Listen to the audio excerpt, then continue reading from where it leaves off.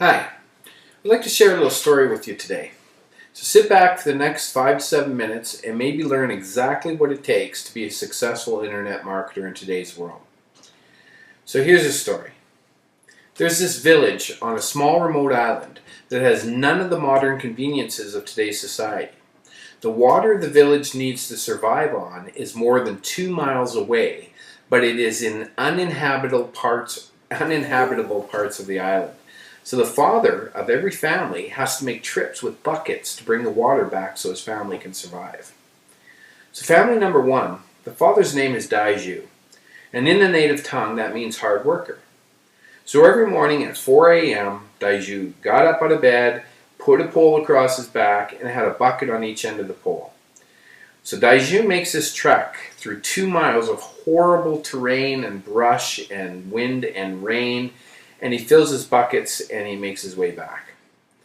So after the first few days of doing this as a grown-up and a father to his family, where the responsibility was passed on to him, Daiju thinks there's got to be a better way.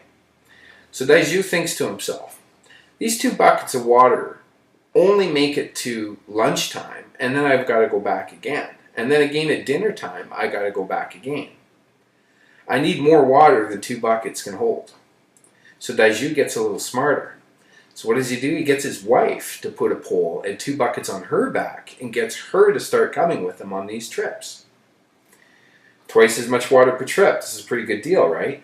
Now they have enough water to last at least until dinner time.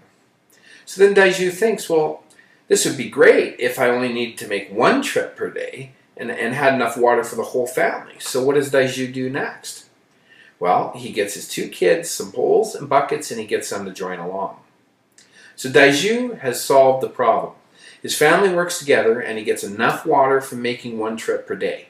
The rest of the villagers see this and they copy Daiju.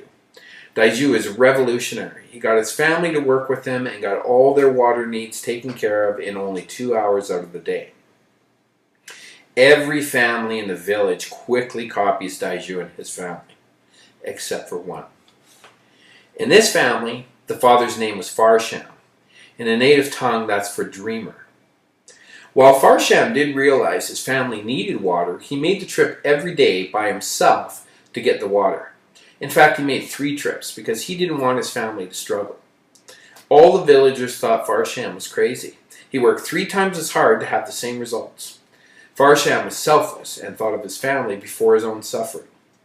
But even stranger than that, after all the water was taken care of for the day, Farsham had a shovel and he was digging a trench.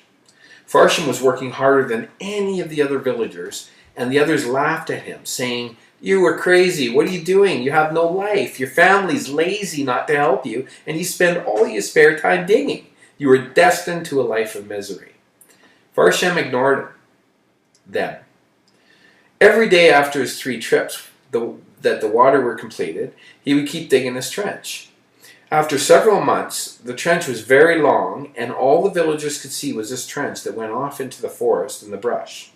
They could not understand Farsham's crazy ways and dismissed him as a complete lunatic that had lost his mind. So one day Farsham put the shovel down and said, "I'm done." Then he proceeded to collect bamboo shoots. He spent almost a full month in collecting these bamboo shoots that were very thick.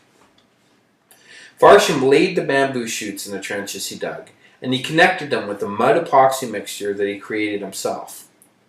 Farsham kept on connecting these bamboo shoots day after day until one day Farsham returned after being gone for 2 days in the forest.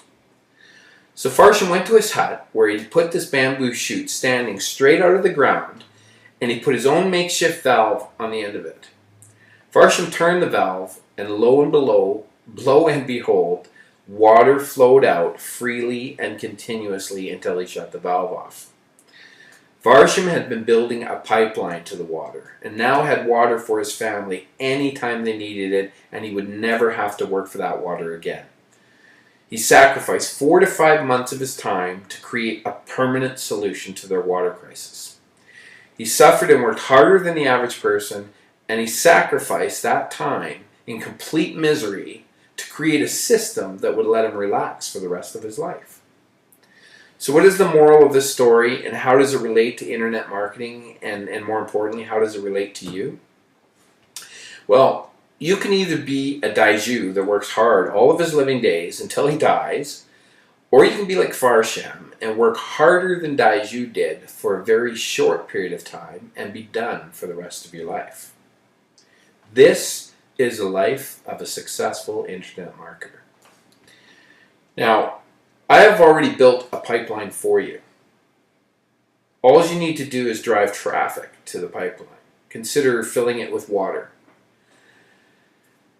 And then you can open up a valve and it will continue to pay you money long after you do your part. It can even grow for you substantially more 7 months after you initially did the work.